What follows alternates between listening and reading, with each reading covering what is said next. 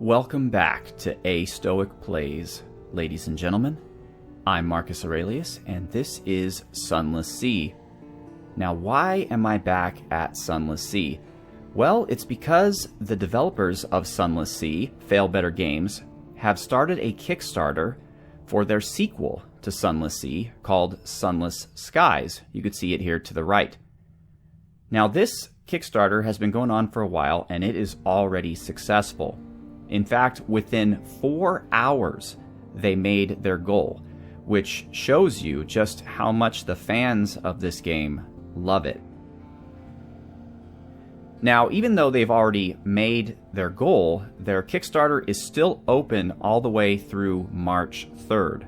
So I highly recommend that if you enjoy the game, that you go and back it on Kickstarter. Why would I recommend that when they've already made their goal? Well, of course, there's the matter of stretch goals, but also I just really feel like this company deserves support. You'll get some really cool perks for doing it, and it'll probably help them better improve and develop the game when it's eventually released in 2018.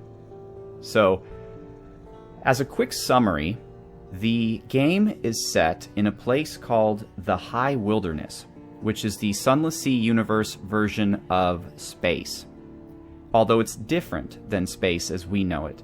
Instead of stars filled with gas, the stars are actually divine beings known as judgments.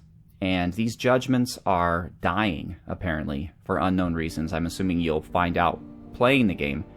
And as a result, vast sectors of the High Wilderness that were watched over by the judgments are open to colonization. So Fallen London comes in and colonizes them. Now, one of the reasons they'd want to do that is because Fallen London is not the first city that's been taken down into the Neath. In fact, it's the 5th. There were 4 other cities before it.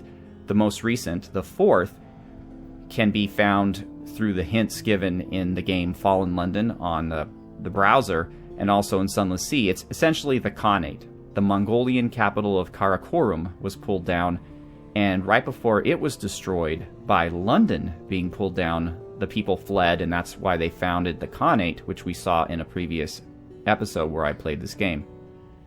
The previous 3 cities before that, no one really knows for sure. It's hinted at. One of them might have been like an Aztec type deal, and they might have also been the ones who colonized Venderbite, the tomb colony. Then there was the first city that was pulled down was probably like a pre-ancient Babylonian city, though again, it's never really stipulated which one it is. So anyway, what this means, of course, is that London will not be there forever either. At some point, a 6th city is going to be pulled down into the deeps by the Masters of the Bazaar, and I assume that would mean the destruction of London. So that probably explains some of the impetus for the people of London to want to expand out into the High Wilderness.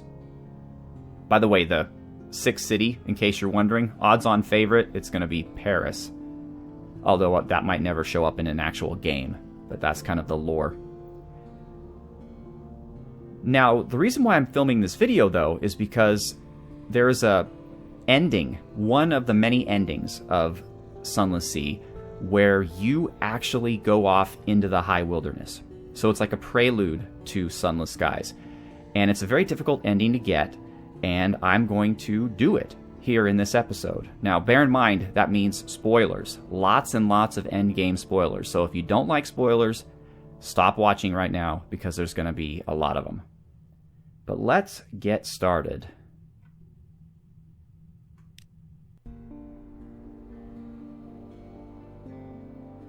That's a handsome fellow.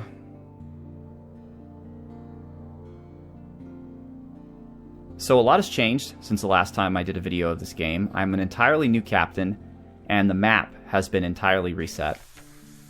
But I'm pretty far along. Some cool changes is I have a monkey foundling as my mascot, which is one of what I've found to be most difficult mascots to get. You have to travel all the way to the east to a place called the Empire of Hands, and then you have to explore one of the many islands that make up this Empire of Hands.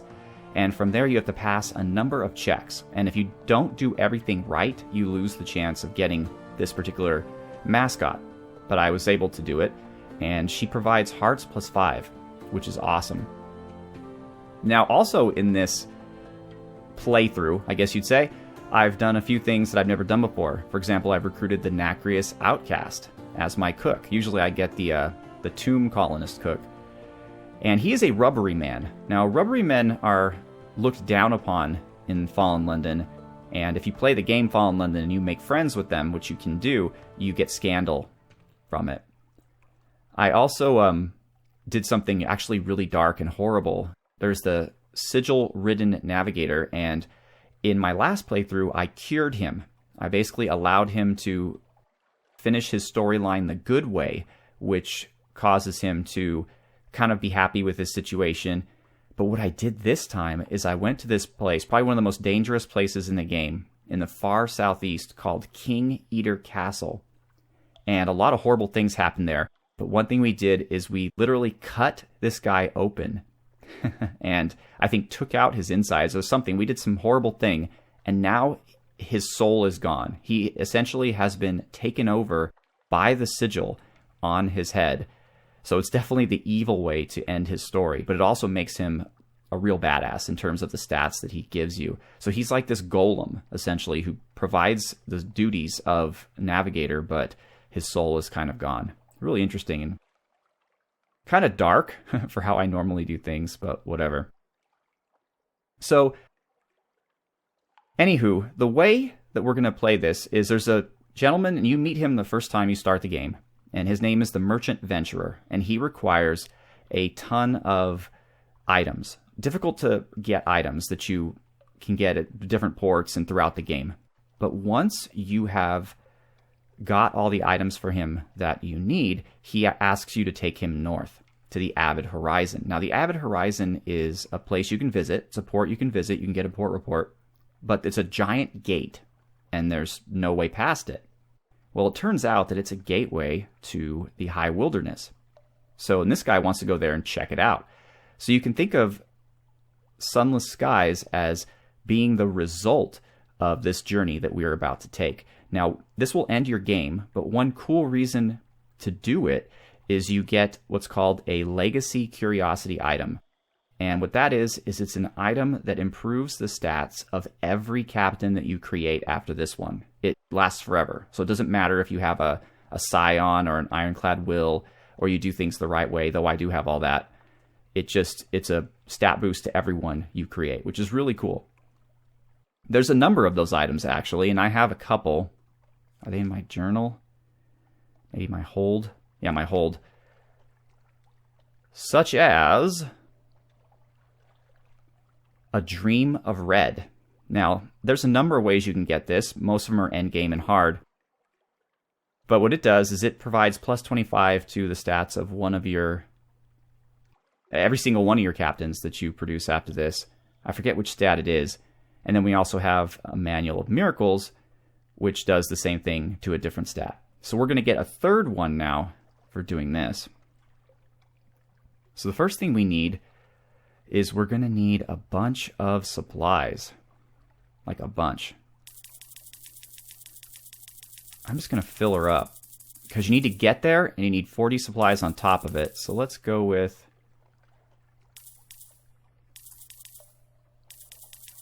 60. That's a lot, but and then we'll do the rest with... Actually, I think I might be wrong here. I think I might be doing this wrong. I think he actually gives you the supplies. Let's see here. Yeah, you have to have 40 units of free cargo space. Whatever. I just wasted money, but it happens. I'm losing 15 for each of these, but that's okay.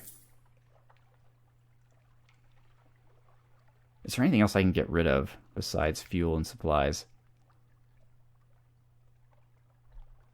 All these things are the things that I created with secrets in order to give you, like you can switch them out. Like right now I have the Whispering Trophy Case, which gives you Veils +7, but I also have the Monstrous Almanac, which gives you Pages +7, the Shrine to Stone, Hearts +7, the Anatomical Cabinet, Iron +7, the Serene Aquarium, Mirrors +7. I guess I could sell or get rid of my Element of Dawn because I'm not actually going to be using it with this captain. Actually, I can get rid of everything but my passenger. So I guess I could do that quickly. Hello, Alarming Scholar. How would you like an Element of Dawn? 1,000 echoes, nice. I mean, it's such a waste of it. There's other things you can do with it, but again, I'm just ending the game right now, so it doesn't really matter. And I think I can actually sell my live specimens in the Labyrinth of Tigers. I can. Make a good profit from those. Alright, perfect. So now I just got to get rid of Strange Catches. Will the Scholar buy those? He does. Alright. 10 echoes. Not a big deal, but it's something.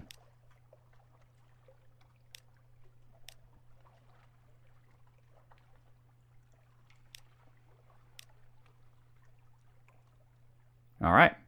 Oh, I have a Judgment's Egg. I mean, I might as well sell all this stuff because I'm not going to need any of it. And it'll allow me to transfer more money to my heir. 5 echo, though. Whew, that's not really worth it. Actually, guys, I'm going to go ahead and pause the video while I sell all this stuff. I didn't remember that I had to do it, so I'll come back when that's done. Alright, ladies and gentlemen, I'm back, and you might notice that my location has changed.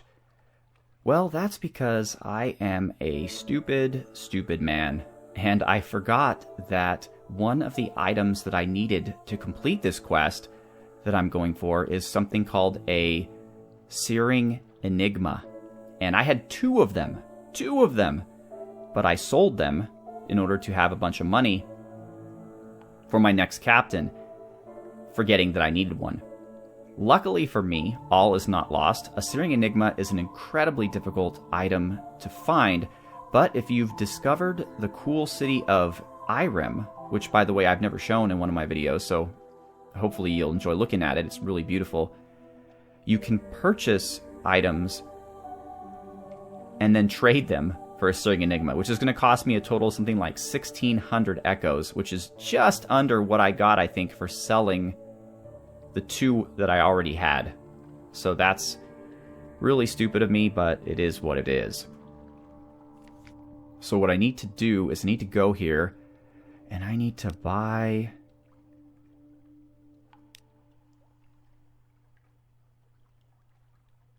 Extraordinary Implications at 333 echoes each, and I need to buy 5 of them, which I then can trade for a searing enigma. Alright, there we go. Boy, do I feel dumb. But hey, at least you got to see Irem, which is really cool. Just to give you a sense for where we are, Irem is always in the top right hand of the map. So there's Fallen London, Avid Horizon, Irem. So, oh, and also the place I told you about where the navigator was eaten, King Eater's Castle. That's always down in the bottom right hand. There's certain areas that never change. Most areas change from time you play to time you don't play, but this is always the same. This is always the same. And this are always the same. This sometimes changes up here. So anyway, now that we've got our searing enigma, we're going to try this one again. And while we're heading over there, I'm going to talk to you a little bit more about the Kickstarter for Sunless Skies, because one of the neat things they're doing is they have stretch goals, like many Kickstarters do. Now, a stretch goal is usually if they reach a certain number of backers or they reach a certain amount of money beyond their goal to actually fund the project, they provide you with additional items in the game, different characters, different stories, etc. But what Failbetter is doing is they're having stretch goals that are based not necessarily on the number of backers to the project, but on other social factors. Like, for example, the number of people who take pictures of themselves dressed up like the Masters of the Bazaar, which are the group of people that kind of run Fallen London. Or people who take pictures of themselves with what's called the correspondence, which are basically sigils that burst into flame and cause you to go insane if you look at them on their skin. Hopefully not as real tattoos. Well, I guess some people could do that and they might think it's cool, but also just marker or whatever.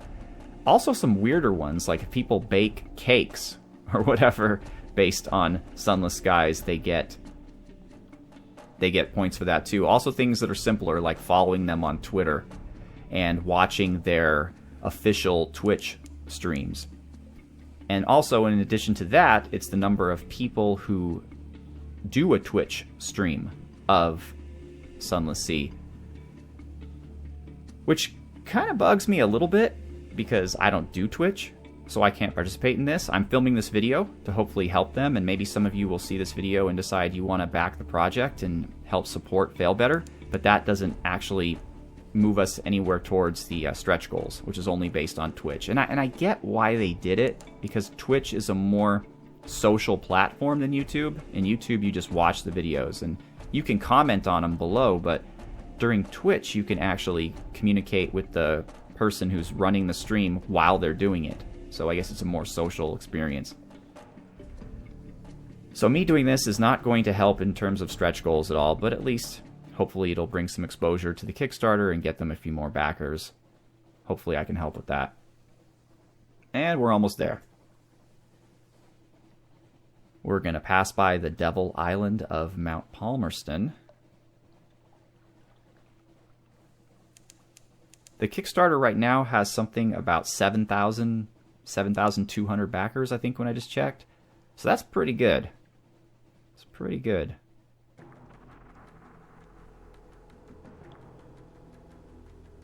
As far as I could tell from the images and the videos they've released, and you can of course go to the Kickstarter page, which I will link to below, and see them for yourself, it appears very similar in style to Sunless Sea, except instead of being a boat on an ocean, you are a spaceship, or more literally a space train in space. But it's the same kind of style. It's still top down. It just looks really, really cool, though. Some of the concept art is really beautiful. And the star chart. I gotta get me a copy of the star chart. It's really cool. You can see examples of it if you go to the Kickstarter. And here we are, the Avid horizon. Once again, the northernmost point of the game.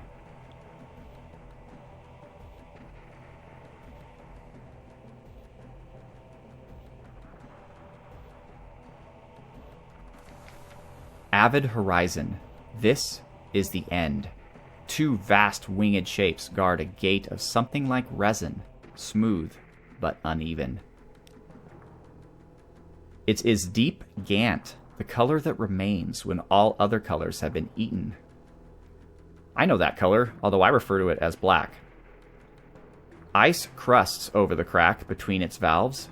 Approach, and your breath freezes, falls tinkling in shards from the air. It would be utterly foolish to touch the thing. A merciless wind blows from everywhere to everywhere. It passes without effort through your bridge coat, your flesh, your lungs. The dock lies empty. Open the high gate. A curious miscellany, gathered from all across the wide Black Sea. Your companion knows how to use these materials. Complete a certain matter in London to achieve this. So you see this all the time when you come here, but of course it's blanked out. You have to proceed through this very long and arduous quest to get here. But we are here. Almost there. Most of the supplies remain packed. The venturer extracts gems, wire, bone. At the base of each statue, he constructs a kind of cage. At the heart of each cage is a candle. We won't light them, he tells you confidentially.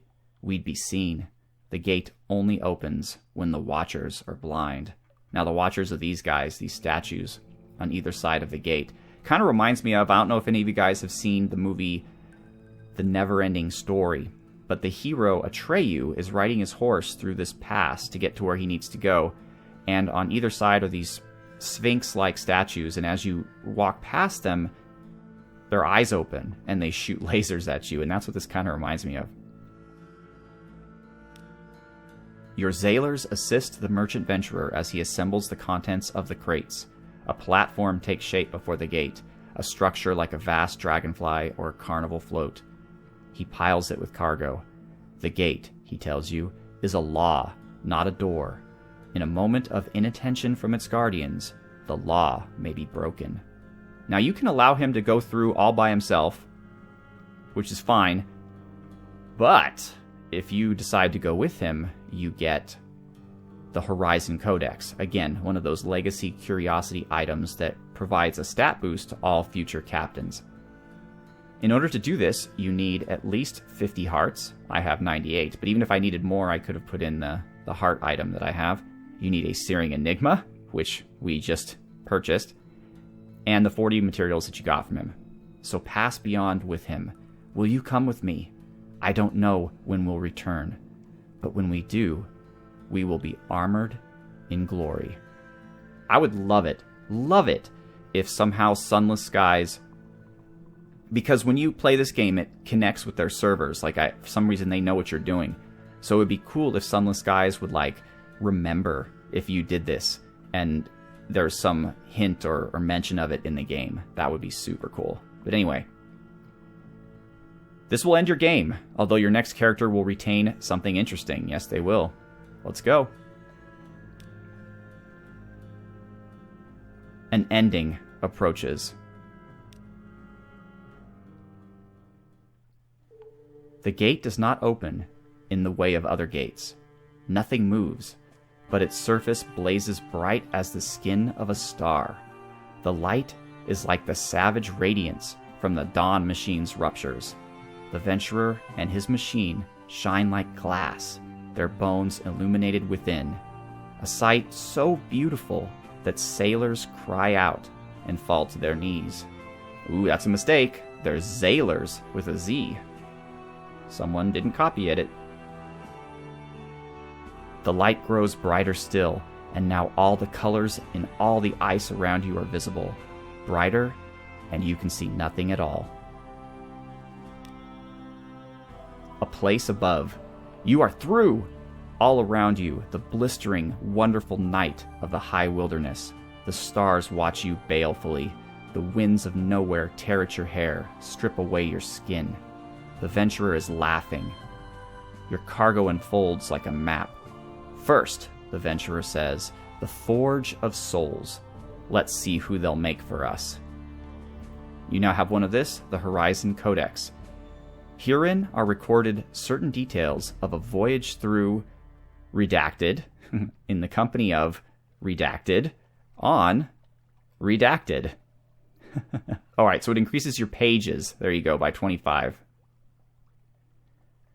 Your crew quality is gone. Lost with all hands. You and all your crew are gone. London will speculate in vain as to how you might have met your end.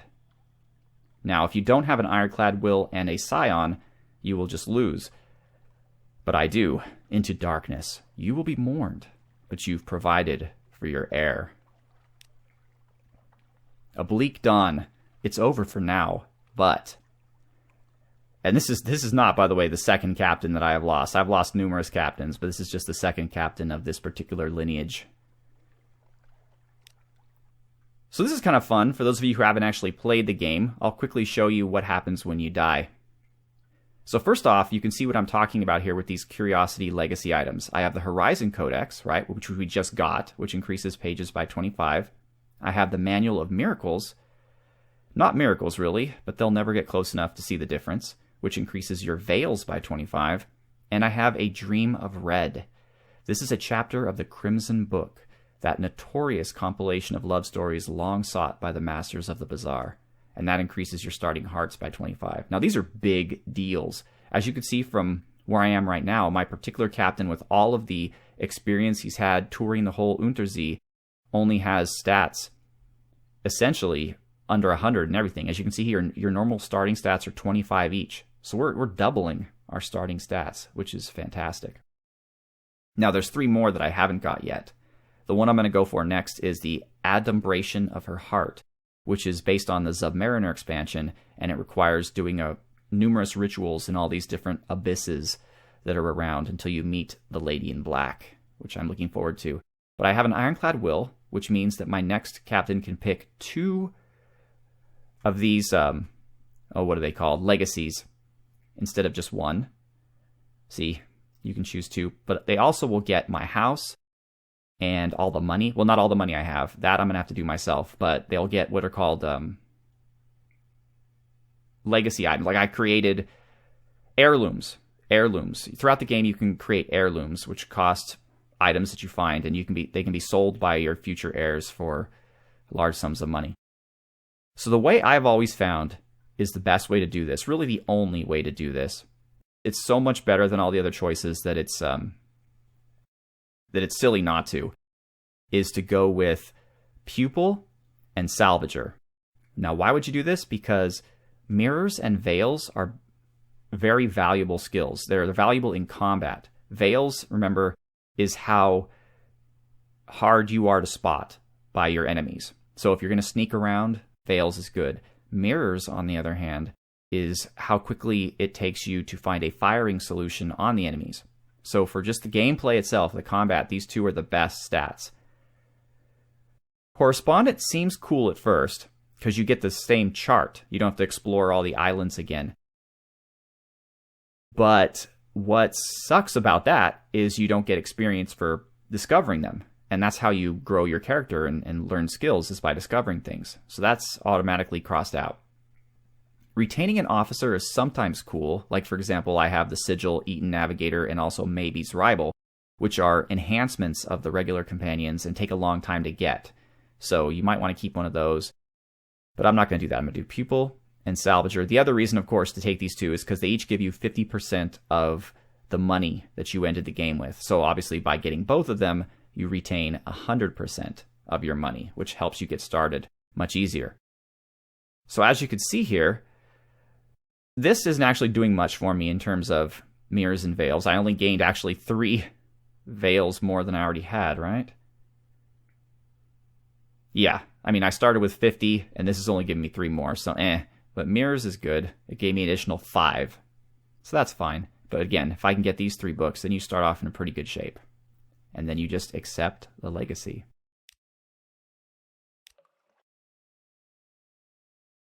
So that's that, folks. That is one of the endings of Sunless Sea. The ending where you sail off into the north, into the high wilderness, aka space. And that is the setting of Sunless Skies. So I really hope that you go and back the project on Kickstarter. You know, this company they're a small company and their games are very niche, but I enjoy them immensely, and hopefully you do as well. And I just want to support them and their endeavors. I look at the videos and the images for the game. It's breathtaking. Like, it looks really great. So I'm really, really excited about it. Anyway, I'd like to thank you very much for watching. Once again, I am Marcus Aurelius. This is Sunless Sea.